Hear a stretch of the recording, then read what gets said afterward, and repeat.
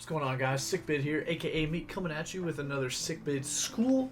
Today we're going to be going over some advanced team prep techniques, okay, that I like to use when making teams and different things like that. So what we got here is we have AUPL Season 3 Corey. So that is the person that I'm playing. I'm playing Corey. Okay, here's the team that I've constructed. We'll look at a brief look at their team in comparison to mine. So here's my team: Celestial, Volcanian, all those guys right here. Maybe we want to zoom in here. Yeah. So here's my team right here. Okay. And then here is his team right here: Clefable, Roden Wash, and Lure. Okay. So big threats that I saw immediately were Latios, Lucario. This is a really good defensive wall Persian Alolan because of its fur coat ability. Kalagar, I need to make sure that I have some type of ice coverage to come in on that. Fortress needs fire. This is immune to fire, so need ghost or dark. Roden Wash is a pretty good pivot. It's pretty tanky, so it can tank the ice and the fire type moves here. And the Clefable is an unaware wall most of the time, if not Magic Guard, like setup wise. So I was thinking to myself, now see, this team prep is based on like this is advanced techniques. This is past the beginning part of it, right? So what it is you want to have a defensive wall to wall the physical attackers like Tyranitar, like Lucario could be, Golisopod, and then you want to have a special wall almost every single time that can wall the special attackers like Clefable, Roden Wash, Chandelure, Latios, Lucario at times. You want to have a wall that can do that. So that's another technique. So have a defensive wall, have a special wall, and then have a couple of attackers, then a utility mon, or maybe two attackers, then a utility mon, and then a hazard remover and or setter. So those are the kind of things that you want when you're team building. So let's kind of look at the team builder and see what we have here. So I either start off with a really big wall, either a wall or a attacker that's just going to either sweep the opponent's team or something that will wall the opponent's team, like almost every single mon except for one mon maybe, or two mons. It doesn't wall. So that's what I did here. Gallade is a great, it deals with a whole bunch of things.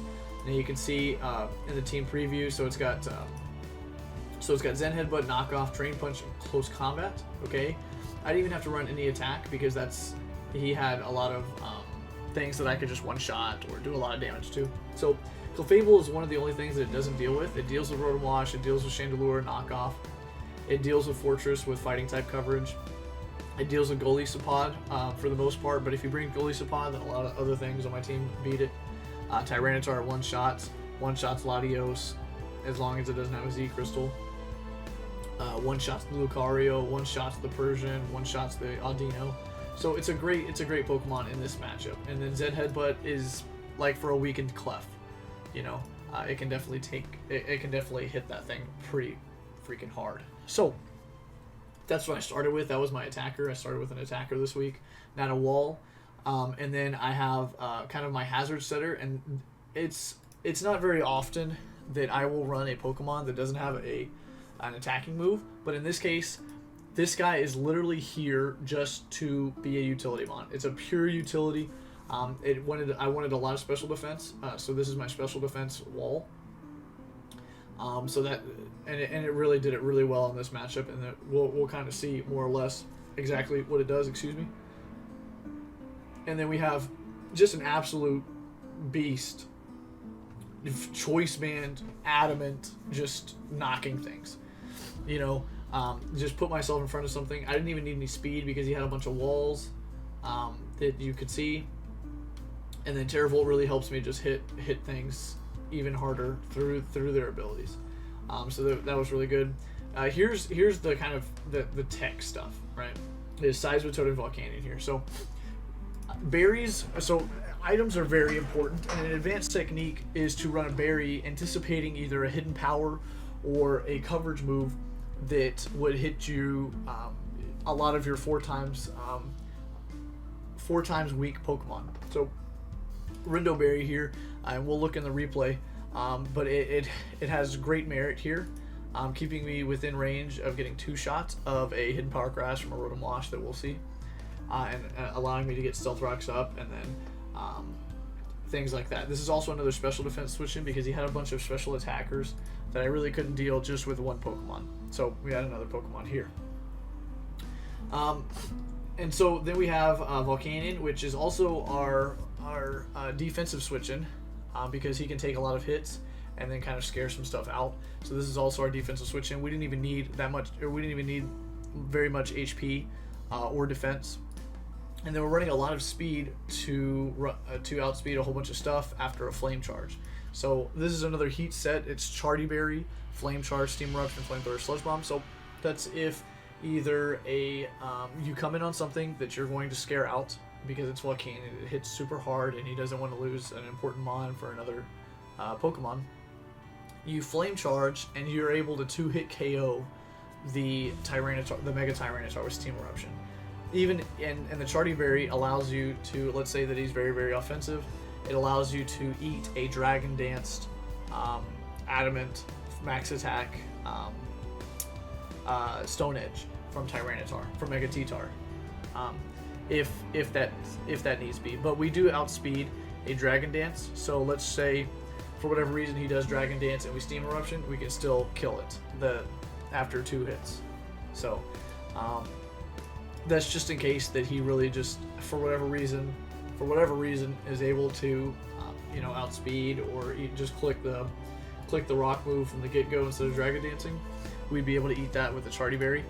So berries are really, really good, especially if you're running a lot of offense, because those berries allow you to survive a hit that you regularly wouldn't if the other team is super offensive.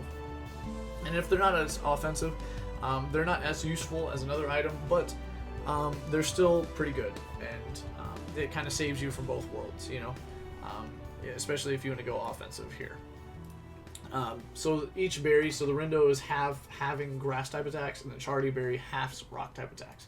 Now, there's a note to make here, because you can only use a berry if it's super effective against you. If it's not super effective against you, it will not protect you from that move. Okay, so things like if you want to protect yourself from a high jump kick, but you're a fairy type, you still can't do that. It has to be super effective. So these are two kind of really good sets here. So you can see that this one's really, really offensive, and this one wants to get up Stealth Rocks, and it has a bunch of utility. It has utility and knockoff Stealth Rock, and I would say Scald is more a utility move in this situation because you want to get burns on things. So they're very, very good. We'll look at the replay really quickly. Is this the replay? Oh, this is not the replay. This is the replay. So you can see, okay, so he Mega T-Tar. We miss our Steam Eruption as he rocks, which would have been great for us. So we had to switch out, okay. He Rock Slide, so he reveals Rock Slide instead of Stone Edge. He ends up Will-O-Wisping, okay. Let's get into the part. So, right here, we switch in Seismitoad on a Volt Switch. And, okay, so we kill the Clefable with a Sludge Bomb here. He goes into Rotom Wash. We switch in our Seismitoad we know that he's either going to Volt Switch, or even if he Hidden Power Grasses, we can still survive it. And we're also immune to Water type attacks, right? We're also immune to Water type attacks. So we can definitely just get up our rocks for free here. Let's say that he has Hidden Power Grass. We're ready for that. We eat it, we set up our rocks, and we're able to switch out now into Whimsicott. Okay, so he goes for another Hidden Power Grass. So that's the first thing works out. Okay, let's see what happens here. We Leech Seed on the switch. Probably gonna switch here. Yeah, so he switches to Fortress. We just Moonblast for damage. Go Volcanion here. Okay, let's move. Okay.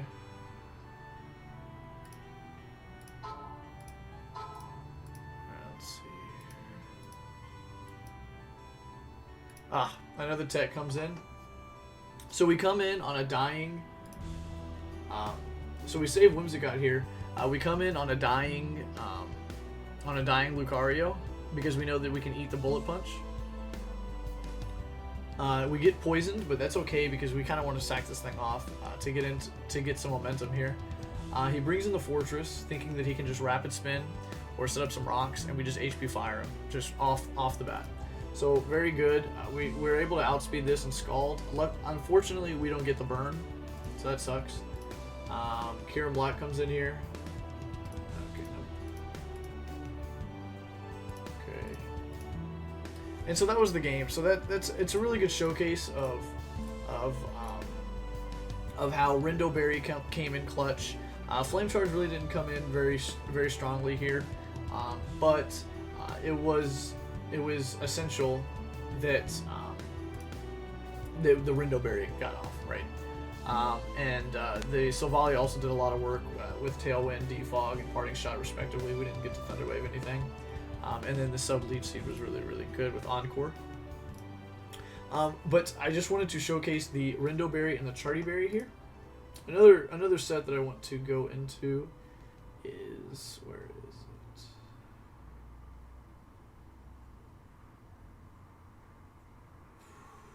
it? Appeal Garrett.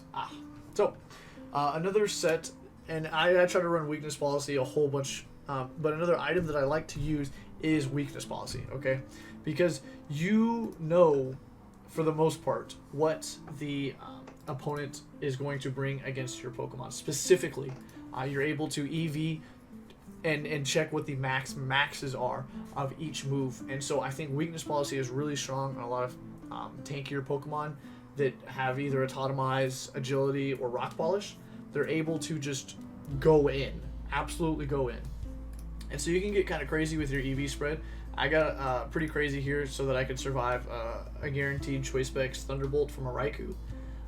Or Thunder from a Raikou, just in case that was what he had to do. Plus the EVs didn't serve any other purpose anywhere else because I didn't need them in special attack or attack respectively.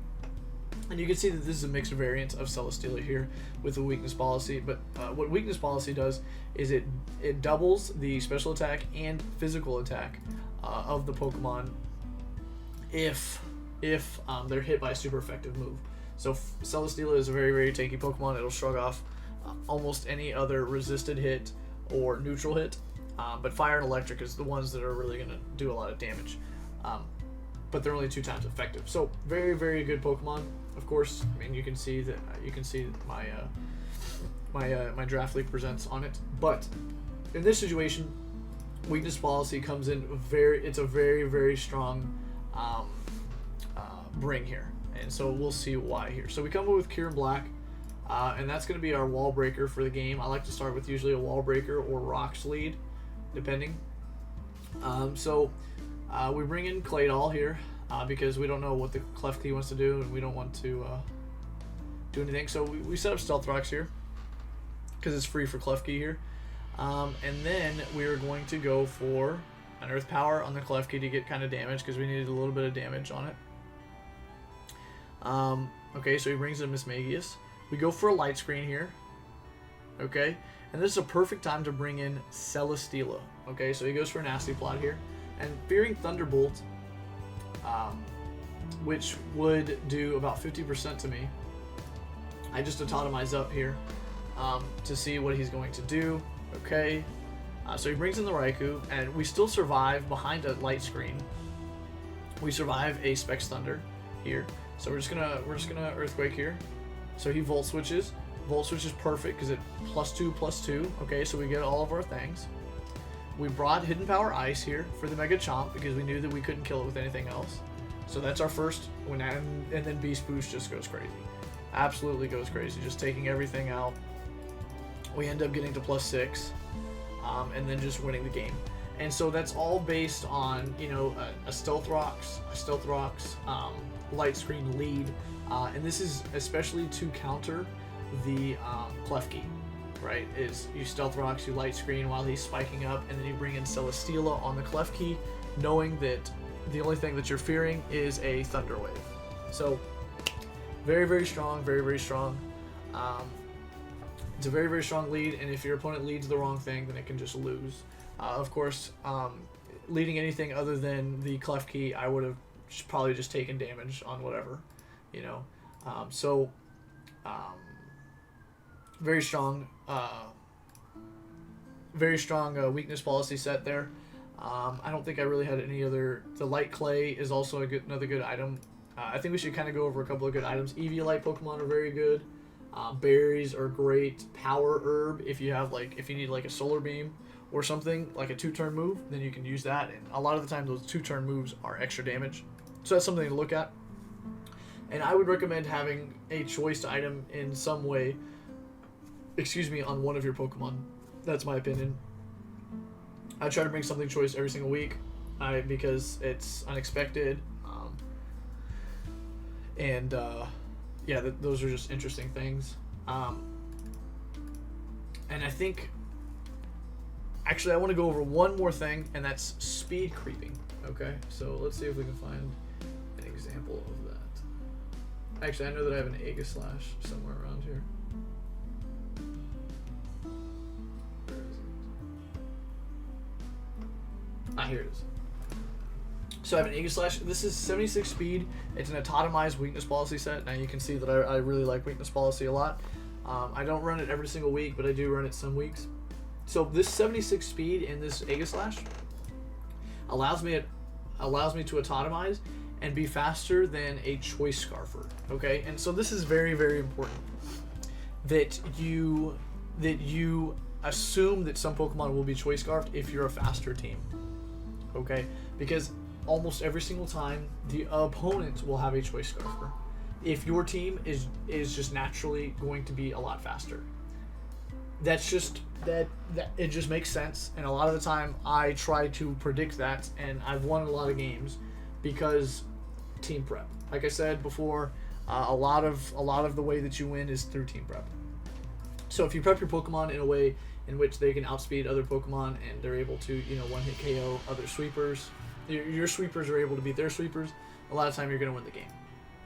So this 76 speed with the Autotomize outsped, I think, a Jolly Pangoro, which was one of the only answers to Aegislash, because it was the only thing that was going to outspeed it. But with no speed here, it would be able to outspeed my Autotomized Aegislash, or even a non-Autotomized Aegislash, obviously. And it would OHKO it, even in shield form. So I made the executive decision to add a little bit of speed so that I was able to outspeed it and kill it in one shot. With Shadow Ball after a weakness policy boost. So it's something that you should account for, and you should look at when team building what Choice Scarfers are good versus your team. And I think, just taking a little bit of EVs, especially if it's a boosting Pokemon, autotomizing or rock polishing, that just putting a little bit of EVs and saving off a little bit of special attack, or maybe maybe some of your HP to survive that hit when running a weakness policy, I think it has a lot of merit, and it can win you a lot of games if they're not expecting it. So that's just something to think about. But I think that's the last point that I want to make for advanced tips. Now, this is not the last video on the Sickbid school, but the next one will be a little bit after, because I have a little bit of preparation that I need to do for it. So with that, that's Sickbid, aka Meek, on another Sickbid school, and we'll see ya later.